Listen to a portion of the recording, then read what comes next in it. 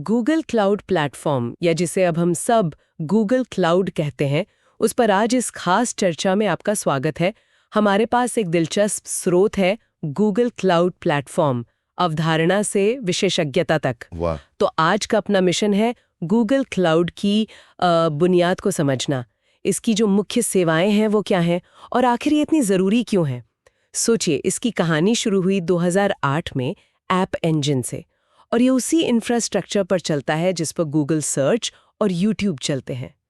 बहुत बड़ी बात है ये। और देखिए, Spotify, Snapchat, the home depot, ये सब बड़ी कंपनियां इस पर भरोसा करती हैं, खासकर एआई और डेटा एनालिटिक्स के लिए। तो चलिए इसको थोड़ा और खोल के देखते हैं। बिल्कुल।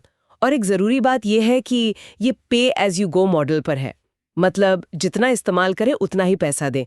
और इसकी पहुंच दुनिया भर में फैली हुई है। 35 से ज़्यादा रीजन्स और 100 से ज़्यादा जोन्स हैं। इससे होता क्या है कि आपको स्पीड अच्छी मिलती है, लेटेंसी कम रहती है। अच्छा, तो ये तो हुई पहुंच और कीमत की बात, बढ़िया है।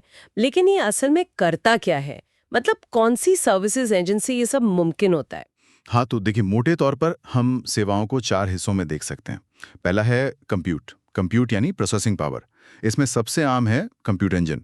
ये आपको वर्चुअल मशीन देता है, समझिए किराए का सर्वर, जिस पर आपका पूरा कंट्रोल रहता है। फिर है ऐप इंजन। ये वेब ऐप डेवलपर्स के लिए बहुत अच्छा है, क्योंकि इसमें इंफ्रास्ट्रक्चर मैनेजमेंट की ज़्यादा चिंता नहीं करनी पड़ती। मतलब सब कुछ संभाला हुआ मिलता है। हाँ, काफ़ी हद तक। और फिर क्लाउड फंक्शंस भी हैं। ये सर्वरलेस हैं, मतलब आप बस कोड का एक छोटा टुकड़ा लिखते हैं जो किसी खास इवेंट पर, जैसे कोई फाइल अपलोड हुई, तो अपने आप चल जाता है। सर्वर वगैरह की कोई फिक्र नहीं।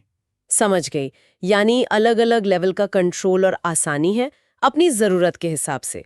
कंप्यूट पावर तो हो गई, पर डेटा डेटा कहाँ स्टोर करेंगे? इसके लिए स्टोरेज सेवाएं होंगी। एकदम सही कहा। दूसरी जरूरी कैटेगरी है स्टोरेज। इसमें सबसे पॉपुलर है क्लाउड स्टोरेज। इसको आप एक तरह की सुपर रिलायबल ऑनलाइन ड्राइव समझिए। किसी भी तरह की फाइल रख सकते हैं, फोटो, वीडियो, बैकअप, कुछ भी। और इसकी ड्यूरेबिलिटी देखिए, 99.99999%। इसका मतलब है कि डेटा खोने का चांस लगभग ना के बराबर है। बहुत ही सुरक्षित। इसके अलावा परसिस्टेंट डिस्क है। ये वर्चुअल मशीनों के लिए हार्ड डिस्क की तरह काम करता है। ठीक है, कंप्यूट और स्टोरेज हो गया। अब इन सबको जोड़ना भी तो होगा आपस में और दुनिया से। यहीं पे नेटवर्किंग का काम आता होगा। बिल्कुल। तीसरी कैटेगरी है नेटवर्किंग। इसमें वर्चुअल प्राइवेट क्लाउड यानी वीपीसी आपको गूगल के इंफ्रास्ट्रक्चर के अंदर अपना एक सिक्योर प्राइवेट नेटवर्क बनाने की सुविधा देता है। फिर क्लाउड सीडीएन है, कंटेंट डिलीवरी नेटवर्क। ये आपकी वेबसाइट या ऐप का कंटेंट दुनिया भर के यूजर्स तक फटाफट पहुंचाता है। जैसे यूट्यूब वीडियो जल्दी नहीं लोड होते ना, वैसी ही तकनीक है। हाँ हाँ, बिल्कुल। और क्लाउड लोड बैलेंसिंग, ये वेबसाइट पर जब अचानक बहुत ट्रैफिक आ जाता है, उसे संभालता है। ई कॉमर्स साइट्स के लिए तो ये बहुत ही जरूरी है। और फिर चौथी, डेटाबेस, जहां सारा स्ट्रक्चर्ड डेटा रहता है। जी हाँ, चौथी कैटेगरी है डेटाबेस। इसमें भी कई तरह के ऑप्शन हैं। क्लाउड एसक्यूएल है, जिसमें आप जाने पहचाने डेटाबेस जैसे माईएसक्यूएल, पोस्टग्रेस इस्तेमाल कर सकते हैं। फिर फायरस्टोर है, एक फ्लेक्सिबल नो एसक्यूएल डेटाबेस। ये उन ऐप्स के लिए अच्छा है जहां डेटा का स्ट्रक्चर फिक्स नहीं होता, जैसे चैट ऐप्स।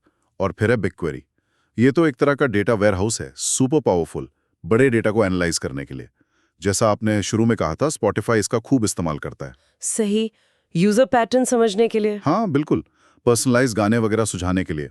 ये सब सुनने में तो बहुत पावरफुल लग रहा है, लेकिन इतनी सारी चीजें, इन्हें मैनेज करना, एक्सेस कंट्रोल करना, ये सब कैसे होता है? कुछ ऑटोमेशन वगैरह है इसमें? इसके लिए भी टूल्स हैं। आइडेंटिटी एंड एक्सेस मैनेजमेंट यानी आईएएम। ये तय करता है कि कौन क्या कर सकता है क्लाउड में। समझिए, एक तरह से डिजिटल चाबियां हैं। अच्छा। फिर ऑटो स्केलिंग है, मैनेज्ड इंस्टेंस ग्रुप्स के जरिए। अगर ट्रैफिक बढ़ गया तो सिस्टम अपने आप ज्यादा रिसोर्स जोड़ देगा। और इंफ्रास्ट्रक्चर एज कोड टूल भी हैं, जैसे क्लाउड डिप्लॉयमेंट मैनेजर। इससे आप पूरा का पूरा सेटअप कोड लिखकर डिप्लॉय कर सकते हैं, बार बार एक जैसा। स्रोत में कुछ और एडवांस चीजों का भी जिक्र था, जैसे कंटेनर्स और एआई। वो क्या है? हाँ, कंटेनर आजकल बहुत चलते हैं। गूगल की क्यूबरनेटिस इंजन जीकेई इसमें मार्केट लीडर मानी जाती है। पोकेमॉन गो गेम याद है, जब वो एकदम से पॉपुलर हुआ था? हाँ, लाखों लोग एक साथ खेल रहे थे। हाँ, सर्वर क्रैश हो रहे थे शायद। बिल्कुल। तो उसको जीके ने ही संभाला था, उसके स्केल को। इसी तरह क्लाउड रन भी कंटेनर चलाने का एक आसान सर्वरलेस तरीका है। और फिर गूगल की खास पहचान, मशीन लर्निंग और एआई। वर्टेक्स एआई एक प्लेटफॉर्म है जो कंपनियों को गूगल की एडवांस्ड एआई टेक्नोलॉजी इस्तेमाल करने देता है। ट्विटर एक्स का उदाहरण दिया था आपने। हाँ, जैसे ट्विटर एक्स इसका इस्तेमाल कंटेंट मॉडरेशन वगैरह के लिए करता है। तो इस सब का निचोड़ क्या निकलता है? मतलब किसी बिजनेस या डेवलपर के लिए गूगल क्लाउड क्या मायने रखता है? देखिए, निचोड़ यह है कि गूगल क्लाउड एक बहुत ही व्यापक और शक्तिशाली प्लेटफॉर्म है। ये बुनियादी इंफ्रास्ट्रक्चर से लेकर बहुत एडवांस्ड एआई और डेटा एनालिटिक्स तक सब कुछ देता है। और ये सब गूगल के अपने भरोसेमंद विशाल नेटवर्क पर चलता है। तो आपको स्केलेबिलिटी मिलती है, परफॉर्मेंस मिलती है। खासकर अगर आप डेटा का साथ बहुत काम करते हैं या एआई इस्तेमाल करना चाहते हैं तो ये एक बेहतरीन ऑप्शन है। हाँ, ये ज़रूर है कि शुरू में शायद थोड़ा जटिल लगे और कॉस्ट पर भी ध्यान रखना पड़ता है, लेकिन लंबी दौड़ में देखें तो ये कंपनियों के डिजिटल ट्रांसफॉर्मेशन में बहुत मदद कर रहा है। तो संक्षेप में कहें तो गूगल क्लाउड एक बहुत बड़ा इकोसिस्टम है। स्नैपचैट जैसी सोशल ऐप से लेकर पोकेमॉन गो जैसे गेमिंग और फिलिप्स जैसी हेल्थ केयर कंपनियां सब इसका इस्तेमाल कर रही हैं अलग-अलग कामों के लिए। बिल्कुल, इसका कोर वैल्यू है स्केलेबिलिटी, परफॉर्मेंस और गूगल के इंफ्रास्ट्रक्चर पर एडवांस्ड एनालिटिक्स और एआई का फायदा।